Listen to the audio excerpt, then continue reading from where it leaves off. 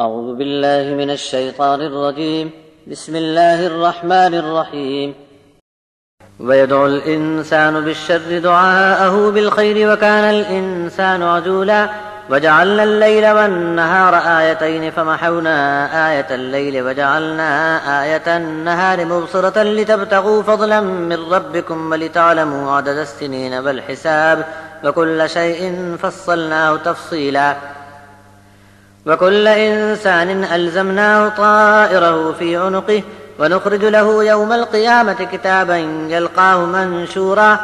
اقرأ كتابك كفى بنفسك اليوم عليك حسيبا من اهتدى فإنما يهتدي لنفسه ومن ضل فإنما يضل عليها ولا تزر وازرة وزر أخرى وما كنا معذبين حتى نبعث رسولا وإذا أردنا أن نهلك قرية أمرنا مترفيها ففسقوا فيها فحق عليها القول فدمرناها تدميرا وكم أهلكنا من القرون من بعد نوح وكفى بربك بذنوب عباده خبيرا بصيرا من كان يريد العاجلة عجلنا له فيها ما نشاء لمن نريد ثم جعلنا له جهنم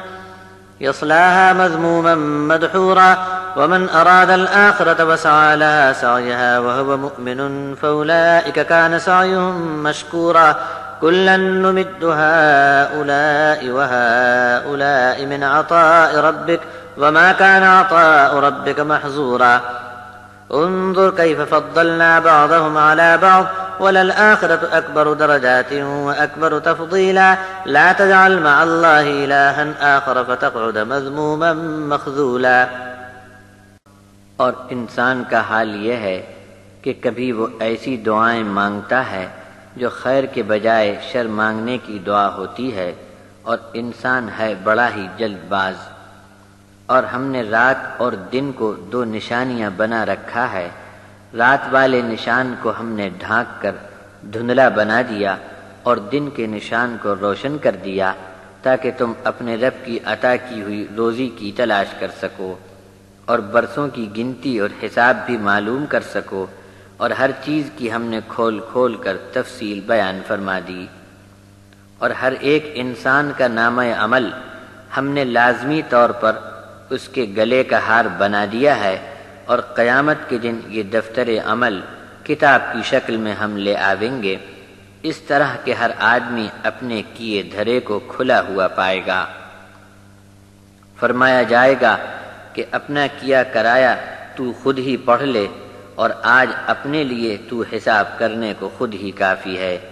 جو کوئی ہدایت کی راہ پر چل پڑا تو اس کا اپنا بھلا ہوگا، اور جو سیدھا راستہ چھوڑ بھاگا تو اس کا وبال اسی پر پڑے گا.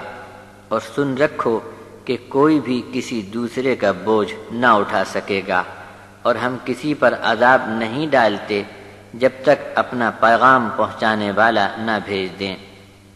اور جب ہم کسی آبادی کے برباد کرنے کا ارادہ کرتے ہیں تو پہلے اس کے خوشحال لوگوں کے پاس اپنا حکم بھیج دیتے ہیں، پھر جب یہ لوگ ہمارے حکم میں اڑنگے ڈالتے ہیں تب ان پر عذاب کی حجت پوری ہو جانے پر ہم اس آبادی کو اکھاڑ کر پٹک پٹک کر برباد کر ڈالتے ہیں. اور نوح کے بعد ہم نے بہت سے زمانے کے لوگوں کو مار مار کر کھپا دیا، اور آپ کا رب اپنے بندوں کے گناہوں کی پوری خبر رکھنے کے لیے اکیلا کافی ہے، اور وہی انہیں دیکھ لے گا. جو کوئی چاہے کہ دنیا کو جلدی جلدی سمیٹ لے تو ہم جس کے لیے جتنا ارادہ کریں گے اور جتنا چاہیں گے اتنا ہی وہ لے سکے گا. پھر ایسے شخص کے لیے ہم نے جہنم تجویز کر رکھی ہے جس میں بدحال اور دھتکارا ہوا بنا کر دھکے دے کر اسے داخل کیا جائے گا. اور جس کسی کا ارادہ ہو کہ وہ آخرت حاصل کرے وہ اس کے لیے کوشش اور دوڑ دھوپ ایسی کرے جیسا کہ اس کا حق ہے، اور ایمان پر قائم رہے تو ایسے لوگوں کی محنت کو ہم شرف قبولیت عطا فرمائیں گے. امداد تو ہم ہر ایک کی کرتے ہیں،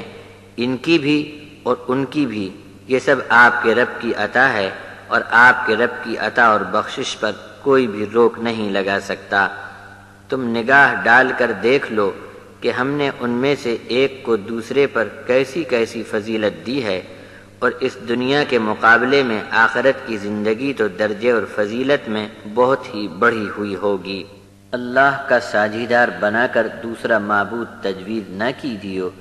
ورنہ بدحال و بے کس ہو کر بیٹھ رہے گا۔